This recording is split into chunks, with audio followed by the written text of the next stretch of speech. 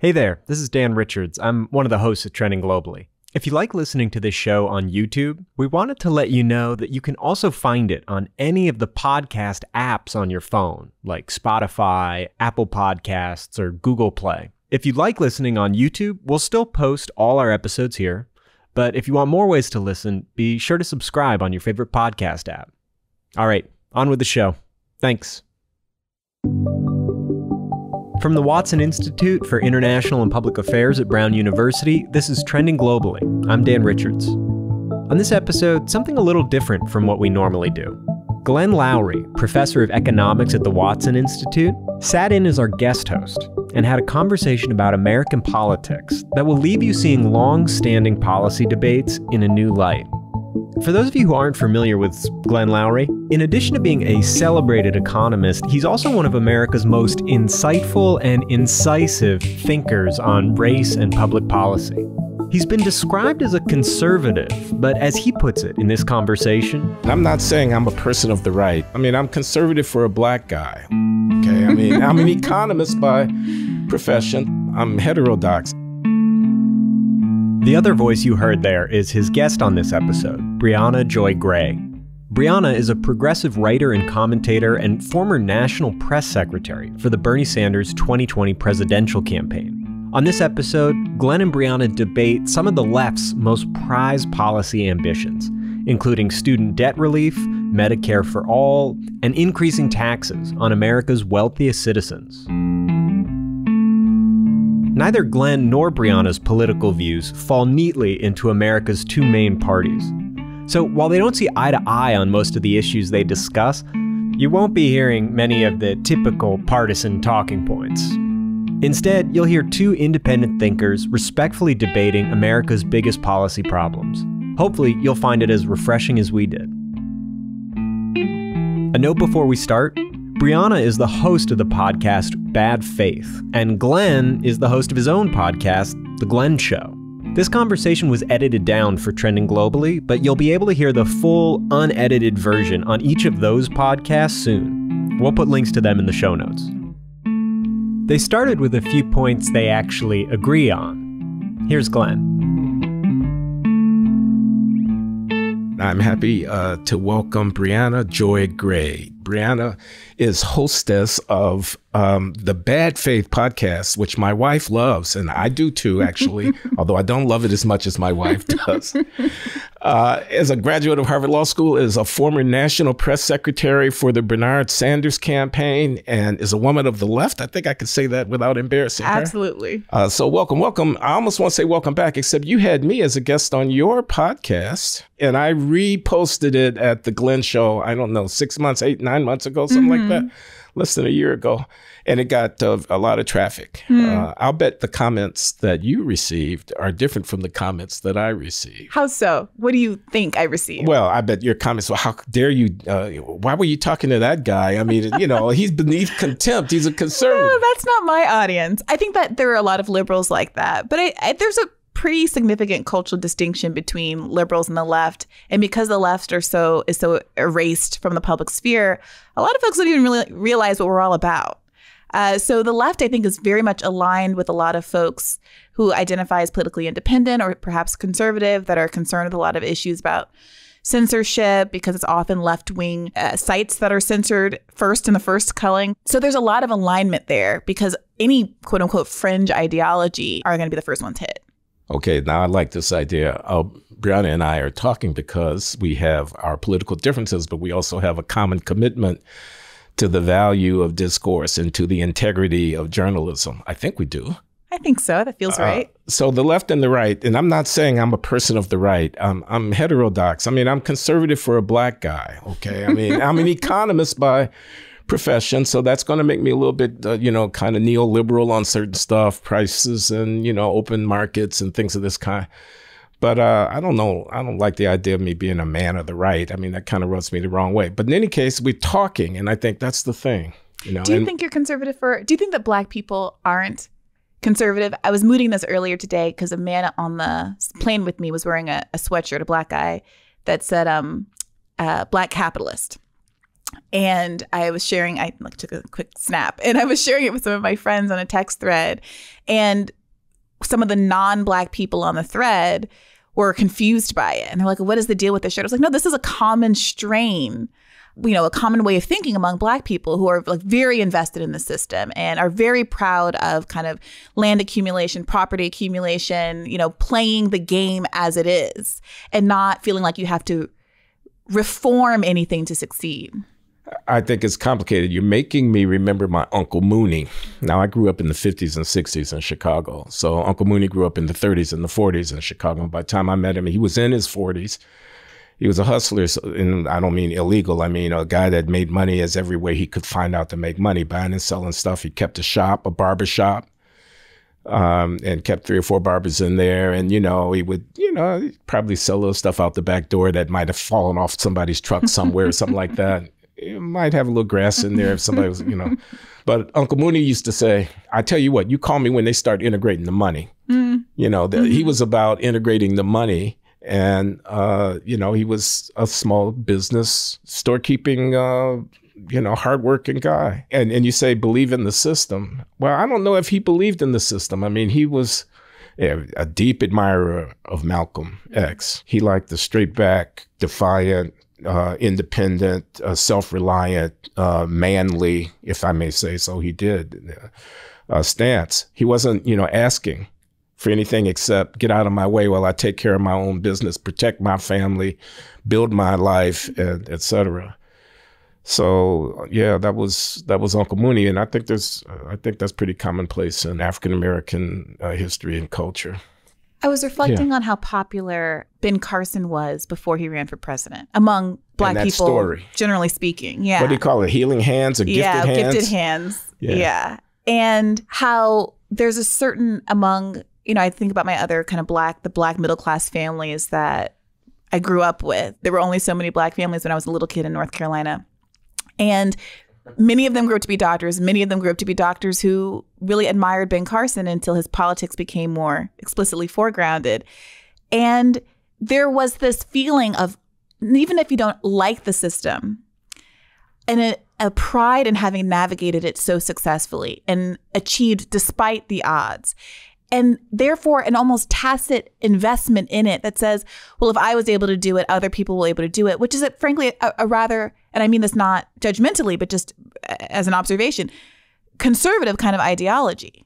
And even the people individually aren't conservative, even if they vote Democrat, even if they express, shared views with someone like me on a lot of metrics.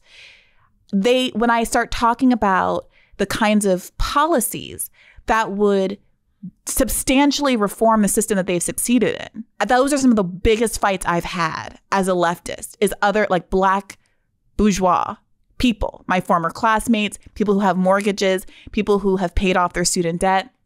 Those are the biggest fights. And I think it is because, even though they would hate to admit it, and they would say they love Malcolm and they would see themselves as revolutionaries by like doing the DEI work at their law firms or whatever, they have succeeded in the status quo, and they're afraid of what comes next, which is, I think, an understandable, relatable feeling. I don't know what comes next. I've also succeeded under the status quo. Yeah. Maybe it doesn't rub me the wrong way quite as much as it does you, because I don't have a revolutionary manifesto behind me that I want to recruit these folks to what I see, frankly, and I'm just talking about the general cadre of people who are doing this, is it's a great country. It's an open country. There's a lot of possibility in life, and people are grasping at the opportunity, and they're making the best of it for themselves and their children. And what's wrong with that? I think, I grew up overseas, and I think consequently have a little bit of a different attitude toward America than some of my peers on the left and broadly. So I agree. I think America is a great country. I think there's a lot of opportunities here. There's a reason why a lot of people do want to immigrate here. It's the wealthiest country in the world. Bernie liked to say in the history of the world. I'm not quite sure how he gets those numbers, but hey, let's go with it. It's also true that the people who founded this country came here on a mission to improve upon their own status quo. And I like to think that one of the best things about America is the idea that we can continue to be more perfect. It's that was Obama. That was Obama's lift. And I think it's a useful formulation, because I do think sometimes people on the left and people on the right, they get into this struggle bus where people on the left feel like people on the right saying America is good, America is great, America is appealing to all these people, is a denial of the things that could be improved on, and is a kind of way of shifting responsibility away from addressing that. Yeah, but couldn't we be better? And yeah, 68,000 people die every year from a lack of health insurance. That this doesn't happen in other similarly developed countries. The average student debt burden of 44 million Americans is $30,000. Like, is there a better way to figure out how to rig the system, design the system, so to have better outcomes? And I would like us to be in the space sometimes more of agreeing that, of course, we can improve, instead of having kind of like a chest thumping match about who thinks America is good or bad, Okay, I can agree with that. I mean, and I think we can improve.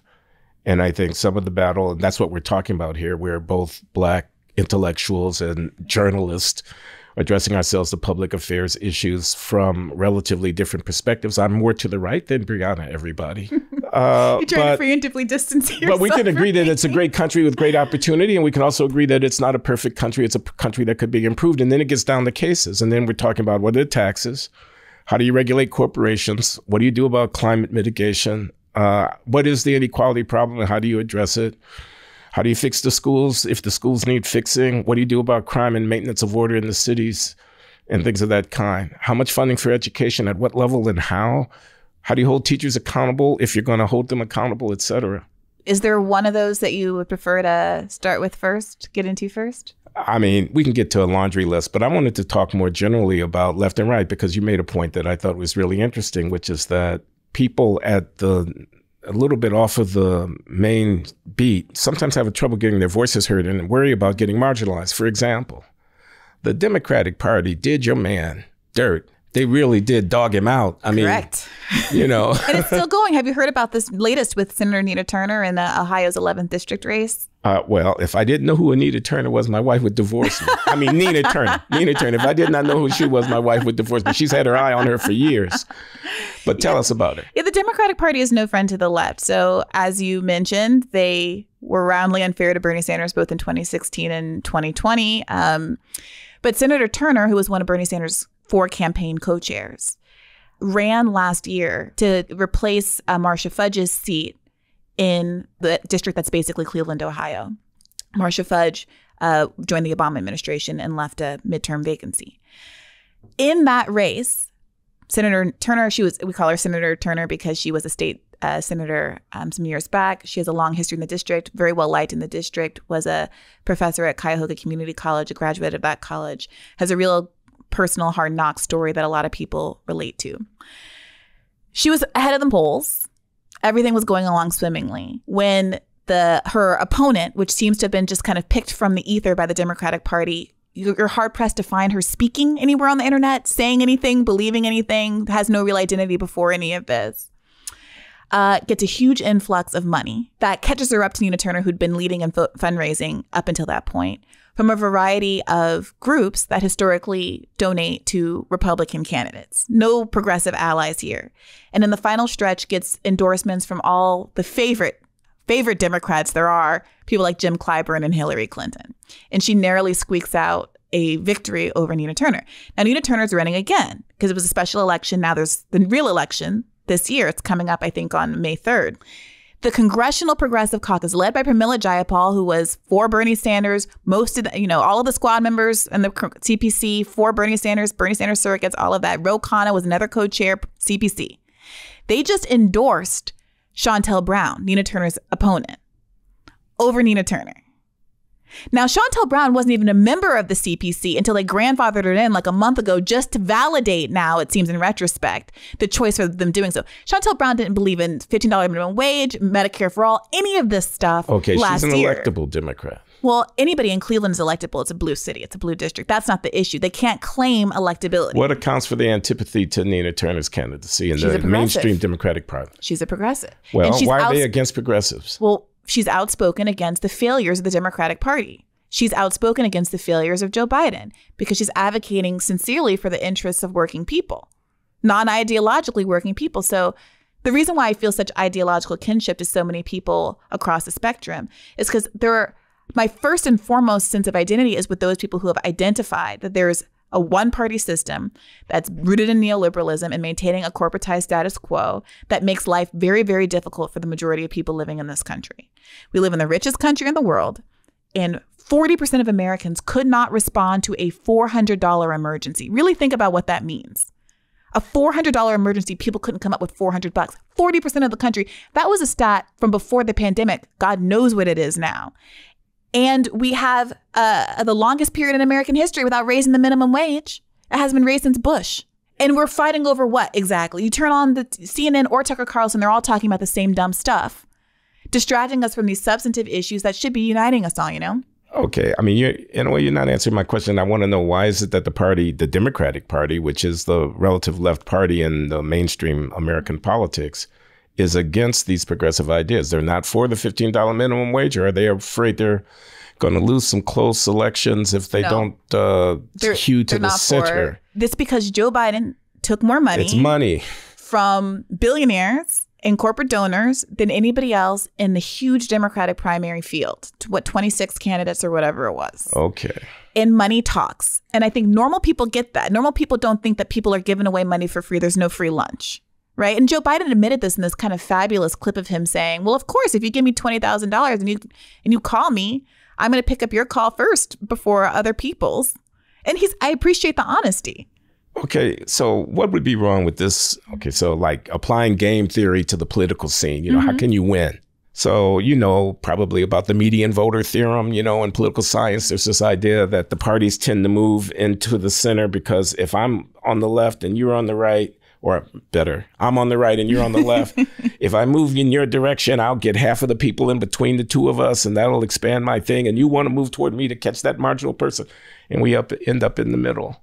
And the money kind of ends up in the middle, too, because they're trying to buy both sides. They're trying to influence the people who are going to be the decision makers. It swings back and forth, the committee chairs and the, this and the that. And if you're on the fringe of that and you want to change it, just decrying the fact that most of the political weight is in the center because, water runs downhill, because the center is the place where you get the most votes. The center is how you win close elections. Decrying that sounds like almost like a grandstanding move. I mean, the insiders are going to say, okay, help me get control of the majority in Congress. So Tell me how I'm going to do that. I would agree with you if either party were aiming for the majority of voters, where the bulk of voters are. But that is not the case. There was this 2014 Princeton study, which gets cited a lot, for the proposition that there is absolutely no connection, like nil, none, zero, zip, no connection between the desires of the electorate and what gets enacted in Congress. There's no, like, if you see a graph of what the preferences are and what the bulk of people want here and there and other way, there's no relationship between that and what legislation actually gets passed. And that is because to win elections, to get the number of voters who need to turn out, it's not about convincing and persuading anybody anymore. It's about how much you can spend on these races and how much you can protect incumbents, which is why the Democratic Party is so old, which is not a problem if you're actually representing the interests of your constituents. Okay. So do you think Bernie could have won if he had been nominated in 2016 or 100%. In 2020? Polls in 2016 showed that he was the most electable against Donald Trump. Hillary Clinton had an unprecedented level of unfavorables in the race. Hillary Clinton, they all knew this and said it was more important to elect Hillary Clinton than to actually beat Donald Trump, who they claimed was this existential threat, yada, yada, yada. Moreover, Hillary Clinton, the Podesta leak demonstrated to us in the emails, intentionally elevated Donald Trump as a Pied Piper candidate because she, in all of her hubris, believed that he was the best, easiest person for her to beat. So this entire thing is a creation of the Democratic Party. The entire Trump phenomenon was a creation of the Democratic Party. So let me see if I'm following you. The genuine left socialist agenda could be endorsed by the American electorate if only the Democrats would get the F out of the way. Yeah, look, obviously there are probably some issues that don't poll as well as others. But the issues that the left is running on and foregrounding, Medicare-for-all, 88% of Democrats, 49% of Republican support. That's a clear majority of the electorate. A $15 minimum wage, I don't remember the number offhand, but overwhelming majorities as evidenced by the fact that Republicans in Florida love it. There might be some arguments about what that wage point should be, but in Florida, a 15 passed. So I'm very confident about how popular 15 is throughout the rest of the country. These are easy peasy issues to run on. Well, if you tell people that you're going to give them free stuff, they say, sure, I like that stuff. I mean, yes, because they need it. But it's not free. Nothing is free. No, you tax the rich for it. You tax the middle class for it. I mean, you can tax the rich 100% and you're not going to have enough to pay for Medicare-for-all. The two corporate parties tend to tax the middle class for things because they're the rich and they don't want to tax the rich.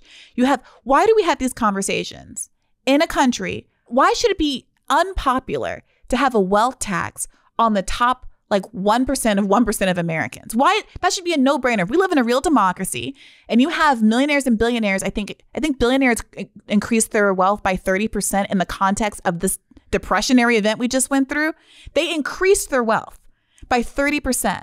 And we can't get a basic wealth tax. Elon Musk is saying casually, let's spend $40 billion to buy Twitter on a lark.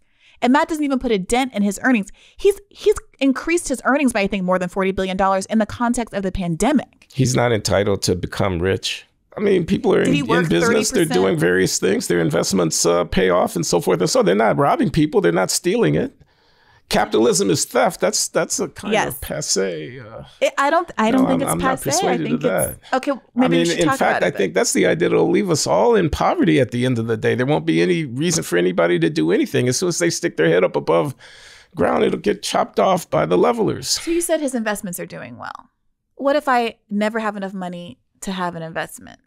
And he, just like Donald Trump and a lot of other folks, got their small $1 million investment from their parents and made it into a lot more money than that, for sure. But I don't know about you, but I didn't get $1 million. There's no $1 million investment coming my way. No, life is not fair. I agree. Some people are born with nothing and they have a tough road to hoe. Some people get a head start. I agree.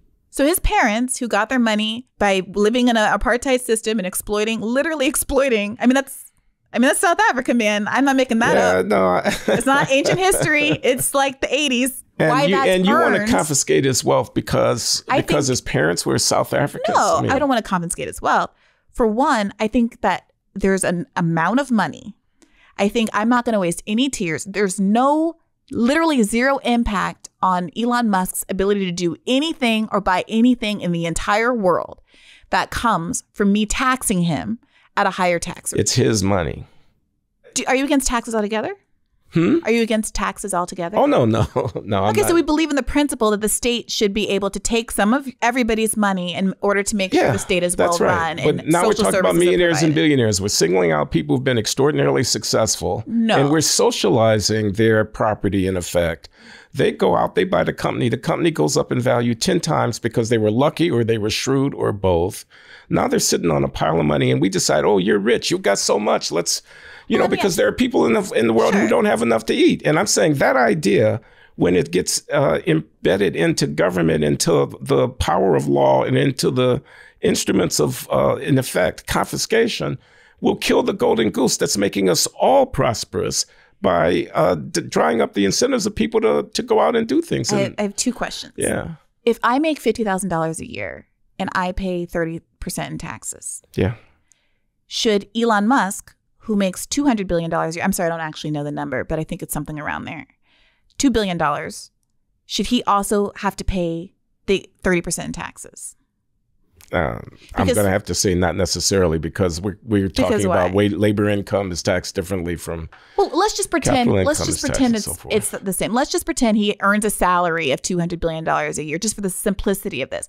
If I earn $50,000 a year, we all understand that out of that I have to have food, shelter, pay for childcare, maybe pay for education. All of those kinds of things come out of that pot. And there's like a base standard of living. My Maslow's hierarchy of needs had to be met. Yes. Within that sum. I would put to you that there's a certain amount of money over which I think Elon Musk's hierarchy of needs are more than enough taken care of. And I don't know what number you would put it at. Maybe it's at $1 billion. Maybe it's at 10 billion. Maybe it's at 40 billion. You just decided how much he should be happy. No, I didn't. I said whatever number you would put it at. But I would put to you that most human beings if I have more agree, than what you decide that I need or what anybody decides that I need, then the state should be able to come in and take it. No, the state should be able to tax you, just like it does now. The state has already decided that. People who make, less than 20,000, there's a number under which people don't get taxed. I'm not reinventing the wheel. Most this is already taxes are paid true. by a relative few taxpayers. Well, because most people can barely afford a $400 emergency. It's not because they're slackers. It's because they're poor. Let me agree with you that we could tax the rich more, and that it would Most be a Americans fair, do, and that it including would most be a fair Republicans. system. I'm just playing devil's advocate here a little bit. But okay, what would you do about the American welfare state? You say Medicare for all. Yes. So you're going to take away my private insurance. If you want to buy private insurance, you're right. If you want to go to another country and get some specialty thing, or if you want something that's not covered by Medicare, like a cosmetic procedure, you can buy that as well. You're going to socialize 1/6 of the American economy. Yes, much like every other industrialized country in the world has done. Because right now, we are paying almost twice as much for our healthcare costs for some of the most substandard healthcare in the industrialized world. Okay, help me understand how Medicare for all would make our healthcare system a better system. Yeah.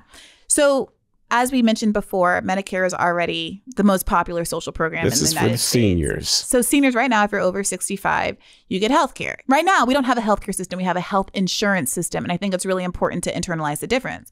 Right now, we all pay insurance premiums, depending on what you got, hundreds of dollars a month. If you have a family, thousands, it's a lot of money.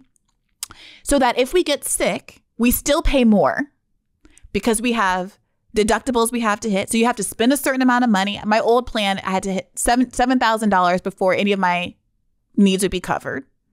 And then I also have to pay co-pays, so a percentage of the medicines that I'm actually being prescribed. And some of those co-pays are extremely expensive, including for life-sustaining drugs like insulin, which has been really foregrounded in the context of this whole debate about the ethics of healthcare. Because just in Canada, as Bernie likes to say, 70 miles to my north, I can get insulin for 1/10 of the price that it's sold in America. Right. And that is because we have a for-profit healthcare system where all of that money we're all funneling in and not even getting anything out, we still have to pay when we get hurt, is going to insurance providers whose only job is to hire a bunch of lawyers and come up with ways not to have to pay us when we actually get sick. So when you or your loved one, God forbid, gets cancer or some other horribly expensive illness, instead of being concerned with their care and their bedside and like getting their affairs in order, you're on the phone with insurance companies at the worst moments in your life trying to argue with them about life-sustaining care. I know. 50% of people who get cancer go bankrupt. Yeah, That's the stat. Sorry, 50% of people who are in a family where someone gets cancer goes bankrupt. That's unconscionable. I think that's morally unconscionable. What? So that Aetna can make money? Why don't we have this already then if it's so great? That's an excellent question. I'm so glad That's such an important question. So there is a really great article. I think actually Van Newkirk, who used to be at The Atlantic, but he wrote this great article about there's a lot of background with how hospitals got integrated and the system got set up in the New Deal era. But the bottom line is it's the physicians who have always lobbied against it. It's the American Medical Association that has always lobbied against it because of their own personal financial interests. I mean, you work in an institution, an elite institution, you know, there's a certain degree of gatekeeping that happens in these institutions to keep them elite, private, and well-funded. So for instance, a lot of the argument against making public colleges and universities free is that it would really hurt private institutions, right? I don't know that I go and spend $40,000, that's what it was back then, a year at Harvard, if there are quality public schools that are actually free. Wait, I'm losing the train of thought here. I asked you, why is it that we don't have a Medicare for all, given that it's such a great thing? So it's the people who benefit from the privatization of the current system have always lobbied against it. That includes some medical professionals, and that also includes, most importantly, the pharmaceutical industry, who profits enormously off of it. Okay, and you were arguing by analogy with respect to education in California. Okay. What about if you like your doctor, you can keep your doctor. If you like your plan, you can keep your plan. By the way, I like my plan. My plan is Blue Cross Blue Shield here at Brown University. Oh, that sounds lovely. That's what I had on the campaign, but I don't have it anymore. I have some horrible, crappy plan that I have to buy for myself. Okay, I'm not talking about your plan. I'm talking about my plan, and you're taking my plan away from me. Are you going to pay for me to have Blue Cross Blue Shield? Why? It's not my problem. Okay. Well, see, that's the issue. I'm just kidding. I don't really mean that. I'm pulling your leg. But that's the thing. I'm sitting here before you. Look, I could pay and I will be moving to a better plan soon. But the reality is I chose a plan, especially I started a podcast just a year and a half ago. I didn't know how well it was going to do. I had to find something new. I bought the cheapest plan. It has no reproductive health care. It has no mental health care. It's not a good plan. Do you know what I mean? And those are the kind of decisions people are making all over the country. I should be willing to give up my plan in order to create a world in which everybody can have a decent plan. A better plan than you even have. You think the new plan with Medicare-for-all will be better than my Blue Cross Blue Shield plan? Have you ever been between jobs? Have you ever had concerns about lapses in? You're embarrassing me. Not since I was 17 years old. Well, that's the thing, Professor. The average American, I think, has 12 jobs over the course of a lifetime. And these are people who have kids and families who are concerned that a lapse in coverage will mean that if their kid gets sick in the interim, pre-existing conditions, all of that used to be, it was a disaster. And if we're talking about freedom and wanting people to be entrepreneurs and all of the stuff so many conservatives, I think, are invested in, not wrongly, one of the biggest impediments to starting a business is having to pay insurance for your employees. You wouldn't have to do that anymore. It's being afraid to leave your current job because you're just staying there for the insurance benefits. You wouldn't have to do that anymore. All these employers who are trying to cut their employees' hours and having all these shenanigans and terrible hours that are putting the employee through hell because they don't want them to hit 40 hours a week and then be obliged to pay their insurance, all of that gamesmanship goes out of the window because everybody has health insurance. No, everyone doesn't have health insurance. Everyone has health care, which is better. Okay, so this would be better for everybody. Vested interest are blocking it from happening. And the politics of centrism and money is standing in the way of people like Nina Turner getting themselves into Congress and making this happen. Correct. Okay, so we talked about taxes and we didn't agree. We talked about health care and I don't know. We kind of agree. I'm listening. Let's talk about free college. Sure. Let's talk about canceling college debt. I'm against that too. Why? People incurred an obligation just like anybody else. They got a benefit for that obligation, which is the human capital of going to college, going to professional school and whatever. It is boosting their earnings throughout their lifetime. If I take a mortgage to buy a house, I pay off the mortgage. It's not a reasonable expectation that someone would come along and relieve me of that obligation. Likewise here, I think on the whole, I mean, if a person's been defrauded, if a person has been taken advantage of, but if a person has gotten a boost in life by incurring that debt, I think they should be held to that promise. And I moreover think that the people who actually are going to get the biggest benefit from being relieved of that promise are people who are already doing relatively better than the median taxpayer. And it's the taxpayer who's going to end up footing the bill. So it's not like there's no free lunch is the thing I want to say. We can relieve them of their financial obligation, but by socializing it in effect. But someone at the end of the day is going to have to pay that. And that person is probably not going to be as that person's driving a truck, is waiting tables, is midwife somewhere or something like that. All right. Let's start at the top. Besides, if I may just say, and sure. I'll give you more ammunition to rebut, it's a cynical move to appeal to a certain demographic in order to try to construct a majority. I mean, of course it's going to poll well. Go out and ask people, do you want to repay your debts or don't you? And they're going to say, no, I don't want to repay my debts. What demographic is that?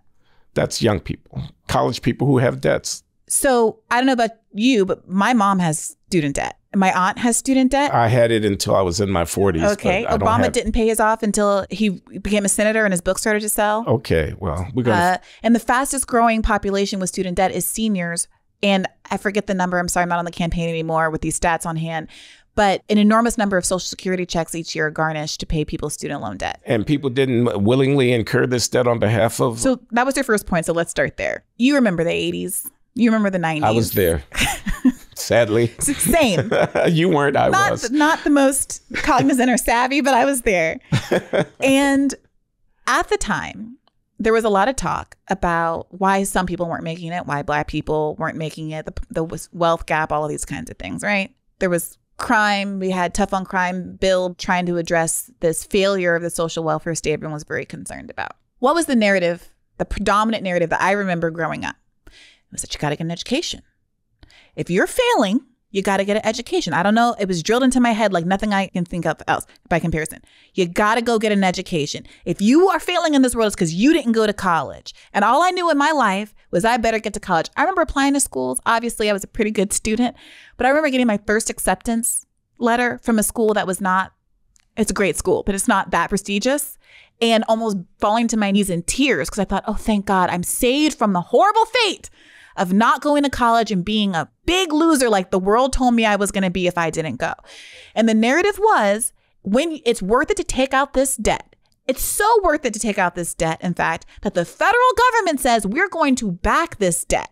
because we know it's a good guarantee. We're going to federally back this debt so any 18-year-old can take out a $150,000 loan, which they would never be allowed to do in any other capacity because the federal government said you should absolutely Wasn't that a benefit to people? No, because guaranteeing that loan? What we have discovered is that the stuff that you said about it incurring a benefit, that it boosts your employment prospects and all of that is not true for a huge percentage of debtors. A huge percentage of debt. It might be true if you go to Brown and have a certain major, but it's not true of a huge percentage of debtors, especially in this economy and especially in the post-2008 economy. But I want to go back to this question, this issue that you brought up, of it also being like an asset, like a mortgage. If I had bought a house with the $180,000 I took out for law school, I have an asset. And if I fell in hard times, my asset would have appreciated because your degree is real not an estate, asset? It is. Mine is. My heart, again, it's not about me. My degree is worth a lot, but something like 30% of all student debt is held by people who have associate's degrees that are from for-profit colleges where people were sold these horrible commercials about how you're going to have a better life and your income is going to go up and all of this stuff. And especially people in our community, I don't know what your family dynamics are like, but I have so many relatives who glow with pride. And I feel so terrible when they tell me about how, oh, I just got my master's. Oh, I got my associate's degree. Oh, I got my this and I got my that. Because they've been told that they're a loser in society because they didn't get those degrees and they've taken tens of thousands of dollars out to get these degrees. And lo and behold, they were lied to. They were induced by some combination of the federal government and college is like a pyramid scheme or it's a fraudulent bad bet and people were induced into it. People, there are by jobs federal subsidies and so. Yes, there are jobs out there that pay $30,000 a year that expect you to have a master's degree. That's insane. And moreover, the cost of colleges are as high as they are today because colleges know they can set a sticker price. And because the government is issuing federal debt, they will get paid back. The college is going to get made whole, right? They're good. Well, that's a good point. And the government holds the money. So that inflates the price of college. But that's a reason against subsidizing these loans in the first place. Yes, it's why instead of subsidizing the loans, the colleges should just be federal. So you think way too much money has gone into colleges over the last 30 or 40 years, that the higher education sector is bloated and inflated. Yes, we should have just had the government spending that money on making free public institutions for people to go to like they used to back in the day. One other point about the federally backed nature of it. Oh, who pays for it? The tax. This is a really important point.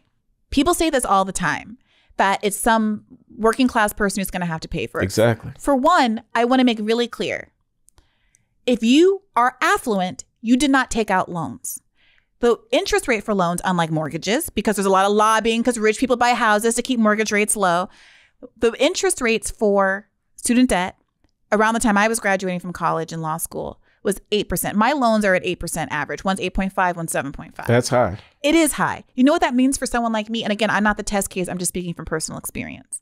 My first year paying my loans out of law school, my $180,000 worth of debt, I paid $18,000 in interest and $5,000 in principal. Now, I was very lucky to have a job where I could burn $18,000, but I'm not affluent.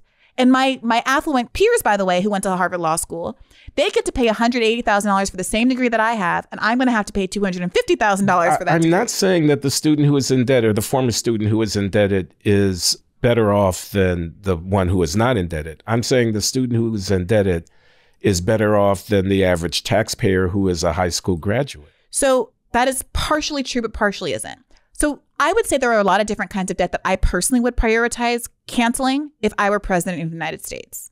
Before college debt. Yeah, absolutely. I would probably start with medical debt, which is only what's higher now. But before the pandemic, it was $81 billion. And I sat there and I watched a bunch of leftists like Elizabeth Warren vote for Donald Trump to increase his military budget by $81 billion. And all I could think to myself was, oh my God, for the amount of money they're about to spend giving contracts to Raytheon, we could have canceled all medical debt in this country. These are policy choices that people are making every single day. Okay, we've been talking about domestic policy, and you've been getting the better of me, Briahna, I must say. She is a passionate defender of the progressive domestic vision. I want to talk about foreign policy right quick. Where is the left? And correct me if I'm wrong, I haven't heard enough of it. I've heard Chris Hedges. I've heard Matt Taibbi, and I don't know if you call him left, and I've heard Glenn Greenwald, I think he's left, warning us about the stampede to war that I see going on, which will, of course, boost Raytheon revenues substantially because they are going to provide munitions.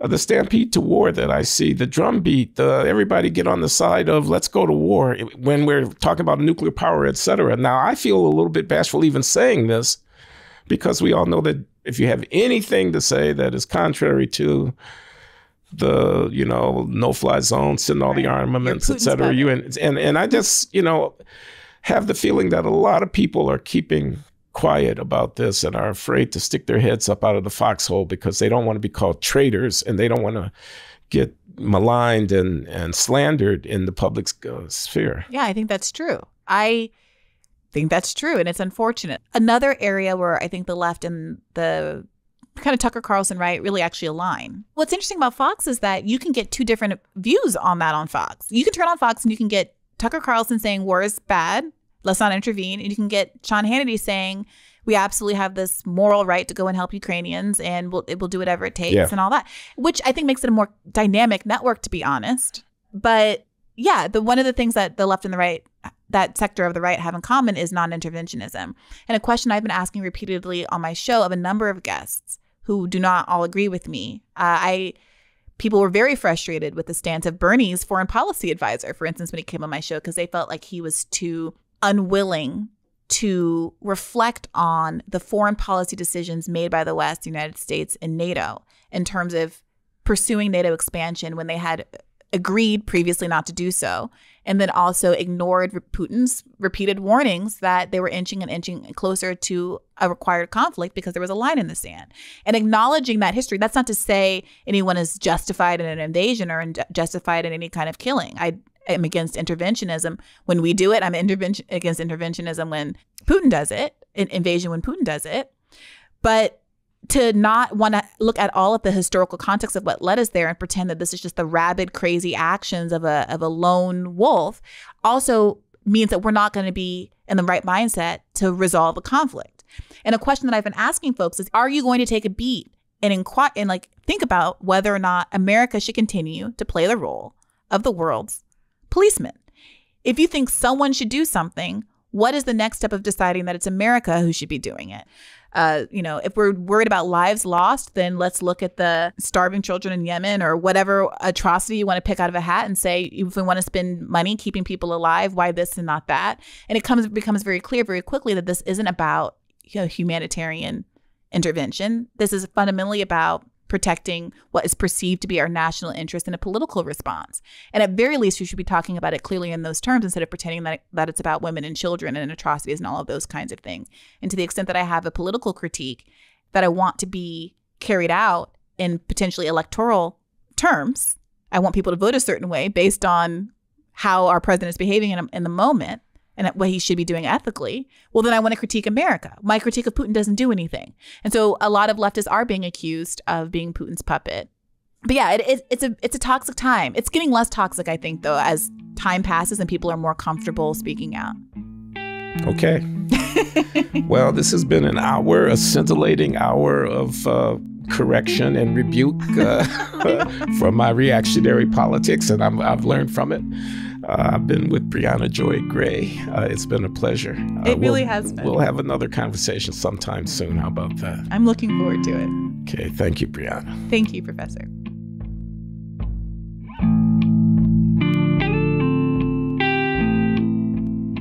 This episode of Trending Globally was produced by me, Dan Richards, and Kate Dario. Our theme music is by Henry Bloomfield. Additional music by the Blue Dot Sessions. If you liked this conversation, we recommend you check out Glenn and Briahna's podcasts as well. Again, Briahna's is called Bad Faith, and Glenn's is aptly titled The Glenn Show. You can find both wherever you listen to podcasts. And while you're at it, please leave us a rating and review on Apple Podcasts, Spotify, or wherever you find podcasts. It really helps others to find us. We'll be back in 2 weeks with another episode of Trending Globally. Thanks.